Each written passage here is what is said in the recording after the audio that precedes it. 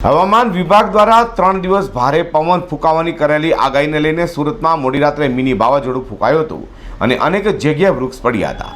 ત્યારે હવામાન વિભાગની આગાહી વચ્ચે સુરત ફાયર વિભાગ દ્વારા એક્સ્ટ્રા કંટ્રોલ રૂમ પણ શરૂ કરવામાં આવ્યો છે। હવામાન વિભાગ દ્વારા દક્ષિણ ગુજરાતમાં આગામી 3 દિવસ સુધી ભારે પવનો સાથે વરસાદની આગાહી કરવામાં આવી છે, જેના ભાગરૂપે સુરત શહેર ફાયર વિભાગ એલર્ટ મોડ ઉપર છે। ફાયર વિભાગ દ્વારા એક્સ્ટ્રા એક કંટ્રોલ રૂમ ઊભું કરવામાં આવ્યું છે। ગતરોજ રાતે સમગ્ર સુરત શહેરમાં ભારે પવન ફૂંકાયો હતો, જેમાં રાત્રે 10 વાગ્યાથી લઈને સવારે 5 વાગ્યા સુધી સમગ્ર સુરત શહેરમાં 18 જેટલા ઝાડ ધરાશાયી થયા હતા। જોકે આ વૃક્ષ ધરાશાયી થયા તેમાં કોઈ પણ પ્રકારની જાનહાની થઈ નથી। સુરત મહાનગરપાલિકાના ફાયર બ્રિગેડ વિભાગ દ્વારા કોઈ પણ પરિસ્થિતિ સર્જાય તો તેને પહોંચી વળવા માટે યોગ્ય વ્યવસ્થા કરાઈ છે। તાત્કાલિક ધોરણે ફાયર બ્રિગેડ દ્વારા અલગથી કંટ્રોલ રૂમ ઊભો કરી દેવામાં આવ્યો છે, જેથી કરીને ભારે વરસાદ કે પવન સમયે સર્જાતી ખાના ખરાબી વખતે તાત્કાલિક મદદ રવાના કરી શકાય।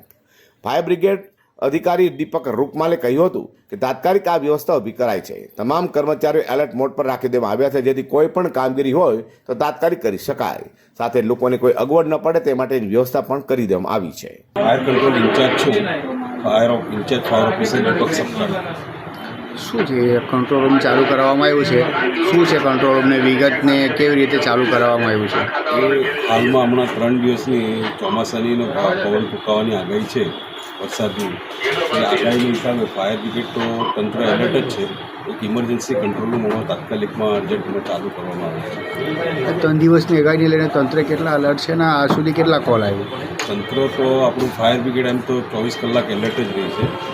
આજ રોજ ગઈકાલ રાતથી લઈને અત્યાર સુધીમાં 17 જેવા ઝાડના 17થી 18 કોલ જેવા ઝાડના કોલ મળે છે।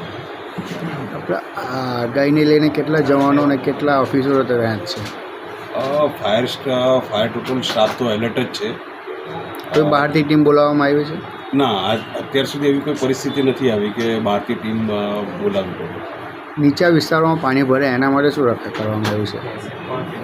નીચા વિસ્તારોમાં પાણી તો હાલ ભરાયા નથી, પણ જો કદાચ ભવિષ્યમાં ભરાય પાણી તો આપણી પાસે બોટની વ્યવસ્થા સુરત ફાયર બ્રિગેડ પાસે છે જ। સુરત મનપાના ફાયર વિભાગ દ્વારા સોમવારે અચાનક જ આવેલા મિની વાવાઝોડામાં પડેલ 18 વૃક્ષોને પણ દૂર કરવામાં આવ્યા હતા। સાથે ફાયર વિભાગ સ્ટેન્ડ બાય રાખ્યો છે। અઝર કુર્સી સાથે હર્ષદ સેટા।